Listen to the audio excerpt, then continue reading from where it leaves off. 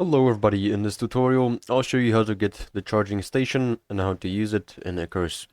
So first of all, go to detect tree, go to tier 4, and right behind the electricity tool, down here you'll see the charging station recipe.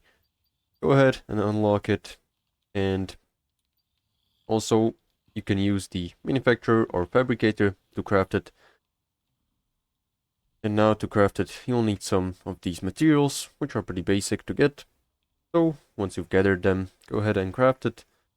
Then place it down the ground, connect it with the electricity tool.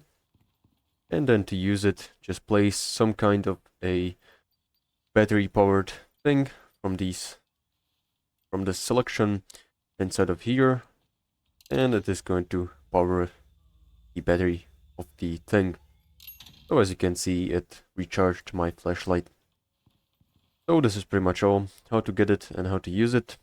Thank you for watching, make sure to like and subscribe if you found this helpful, and see you in the next one.